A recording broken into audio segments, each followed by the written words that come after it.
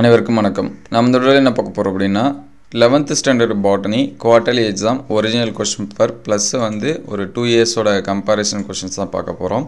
2022-23 கொஸ்டின்ஸில் கேட்டது. நான் ஆல்ரெடி பார்த்தீங்க அப்படின்னா முக்கியமான கொஸ்டின்ஸ் வந்து எல்லாமே அப்லோட் பண்ணியாச்சு. அதாவது பாட்னியை பொறுத்த வரைக்கும் both Tamil medium and English medium.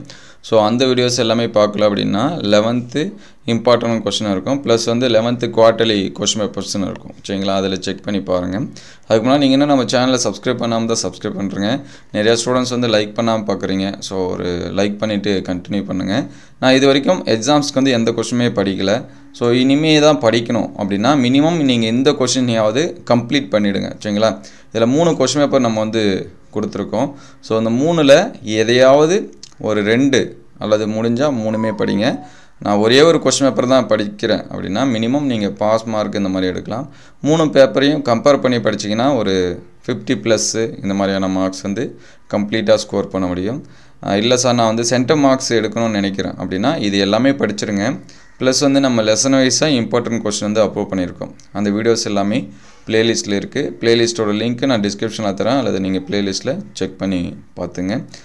Already நம்ம வந்து மேக்ஸு, கெமிஸ்ட்ரி எல்லா சப்ஜெக்ட்டுக்குமே முக்கியமான கொஸ்டின் ப்ளஸ் வந்து ஒரிஜினல் கொஸ்டின் பேப்பர் எல்லாமே அப்லோட் பண்ணியிருக்கோம்.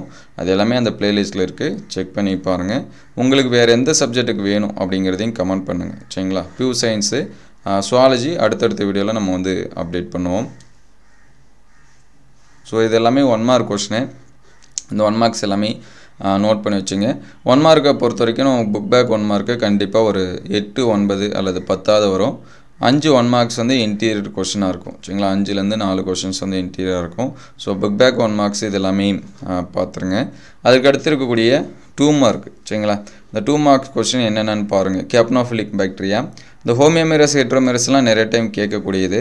ஏன்னா இது வந்து புக் பேக் கொஸ்டின். அதே போல் இந்த யூ ஸ்டீல், அதுக்கடுத்து ஹேப்ளோ ஸ்டீல் இந்த மாதிரிலாம் இருக்கும். சரிங்களா, பிளக்டோ ஸ்டீல் அதெல்லாமே படிச்சிருங்க. அதைப்பு சிறுகுறிப்பு வரைக்கும் இந்த 20வது கொஸ்டின் பாருங்கள், நமக்கு புக் பேக்கில் இருக்கக்கூடியது. இதுக்கான மலர் சூத்திரம் நம்ம எழுதணும். பூ வெடிச்சதில்னா என்ன, பூக்காம்பூச்சதில்னா என்ன, இருபால் மலர்னா என்ன, இது எல்லாமே அந்த மலரோட வாய்ப்பாடுன்னு சொல்லுவோம், அல்லது மலர் சூத்திரம்னு சொல்லுவோம். ஸோ அதை வந்து ஃப்ளோரல் ஃபார்முலா அதை வந்து எழுதணும். அதுக்கடுத்து 21 இதுவும் புக் பேக் கொஸ்டின் தான். சரிங்களா, எவ்வாறு வகைப்படுத்துவாய் அந்த வகைப்பாடு இருக்கும். சென்ட்ரோமீரின் அமைவிடத்தை பொறுத்து குரோமோசோம்களின் வகை. அதுக்கடுத்து சைட்டோகைனசிஸ் என்றால் என்ன, நொதிகள் வரையறு, இது எல்லாமே 2 மார்க் கொஸ்டின். சரிங்களா, அதுக்கடுத்து இருக்கக்கூடிய செட் ஆஃப் கொஸ்டின் இது வந்து 2022 கேட்ட கொஸ்டின். ஸோ 1 மார்க்ஸ் எப்பயுமே புக் பேக் படிச்சிருங்க. ஏன்னா அதில் தான் நமக்கு நிறையா 1 மார்க்ஸ் வந்து கேட்பாங்க. நான் வந்து ஃபுல் மார்க்ஸ் எடுக்கணும் சரிங்களா அப்படின்னா கண்டிப்பாக புக் பேக்கில் கூட எல்லா 2 மார்க் 3 மார்க் அண்டு 5 மார்க்ஸ் படிச்சிருங்க. இங்கே 2 மார்க்ஸ் பாருங்கள். தண்டின் பண்புகள், வைரஸின் உயிருள்ள மற்றும் உயிரற்ற பண்பு, சூலகத்தின் படம் வரைந்த பாகங்களை குறி, சிற்றினம் மயிரேறு, மைட்டாசிஸோட சிறப்பியல்பு, இந்த நியூக்கிள். சரிங்களா, இதெல்லாமே ரிப்பீட்டடாக கேட்கக்கூடியது. பப்ளிக் எக்ஸாம்ஸ்லாம் கேட்டிருக்காங்க. இங்கே அதைப்பு பார்த்திங்கன்னா ரிப்பீட் ஆகிருக்கக்கூடிய கொஸ்டின். அகாரிகஸில் காணப்படும் மைசியங்களின் வகை, அதுக்கடுத்து உட்கருவின் பணிகள். சரிங்களா, இது ஒரு கொஷின். அதுக்கடுத்து இன்னொரு செட் ஆஃப் கொஷினு. ஸோ இதில் இருக்கக்கூடிய 1 மார்க்ஸ் பார்த்து வச்சுங்க. எல்லாமே புக் பேக் தான் நமக்கு வந்து கேட்பாங்க. ஏன்னா நமக்கு நம்பர் ஆஃப் லெசன் வந்து அதிகம்.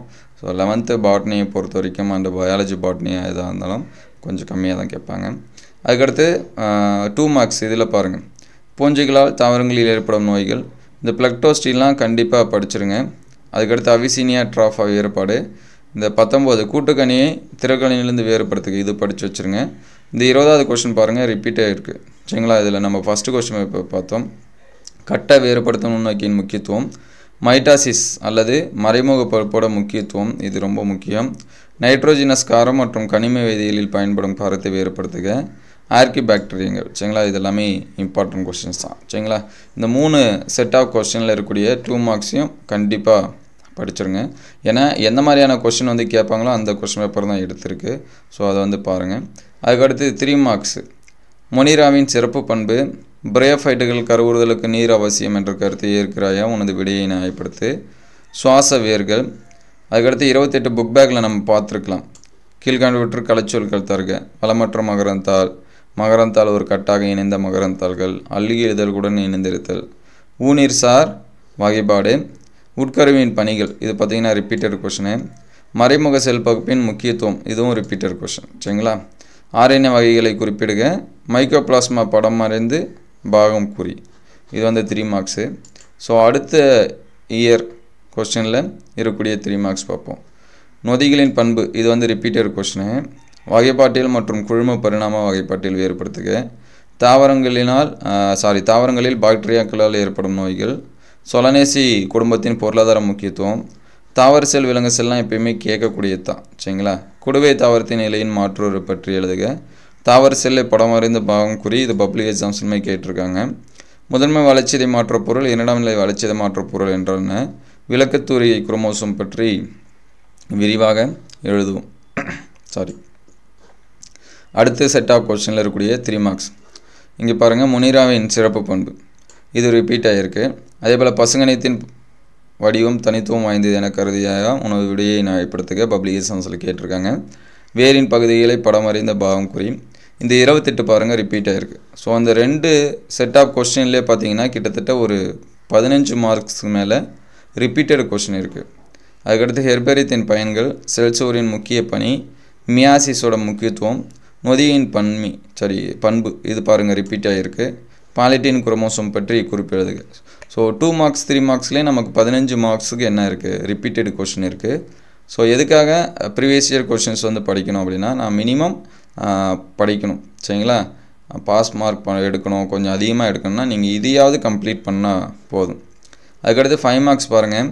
அகாரிகஸோட வாழ்க்கை சுழற்சி, ஜிம்னோஸ்பமுக்கும் ஆஞ்சியோஸ்பமுக்கும் உள்ள வேறுபாடு, இலை அடுக்கமைவு வகைகளை விவரி, சூழ் ஒட்டுமுறையின் வகைகளை எடுத்துக்காட்டுடன் விளக்குக, கிளைட்டோரியா டென்னர்ஷியா மலர் பண்புகளை விளக்குக, பெந்த மற்றும் ஹூக்கர் வகைப்பாட்டினை எழுதுக, தாவர செல்லின் அமைப்பு, இது பாருங்கள் ரிப்பீட்டட் கொஸ்டின்.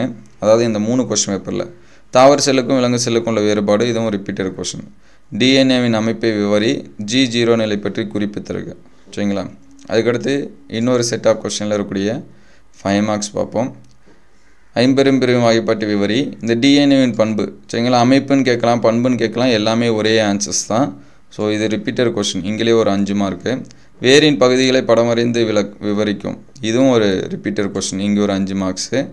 மைட்டாசிஸ் சுழற்சியை பற்றி எழுதுக, ஜிம்னோஸ்பம் ஆஞ்சியோஸ்பம் வேறுபாடு, விதைகளின் முக்கியத்துவம், கிளைட்டோரியா டென்னர்ஷியா கலை சொற்களால் விவரி, வண்ணக்கணிகம் வெளிர்கணிகம் வேறுபாடுக, தகுந்த எடுத்துக்காட்டுடன் சதைக்கணிகளின் வகைகளை விவரி, மியூசா பாரடிசிக்காவை கலைச்சொற்களால் விவரி.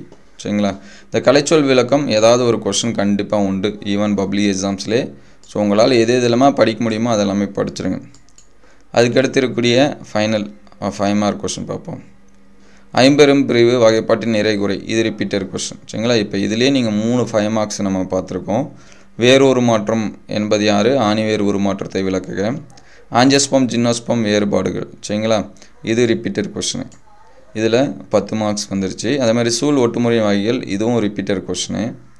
இலை அடுக்கமைவு, ஐசிஎன் பெயர் சுட்டம், இந்த கிளைட்டோரியா டென்னர்ஷியா பாருங்கள், இது ரிப்பீட்டட் கொஸ்டின். ஸோ 4 5 மார்க்ஸ் வந்து ரிப்பீட் ஆகிருக்கு. அதாவது நீங்கள் இந்த 2 5 கொஸ்டின் படிச்சிருந்தீங்கன்னா இந்த 4மே நீங்கள் வந்து ஆன்சர்ஸ் பண்ணலாம்.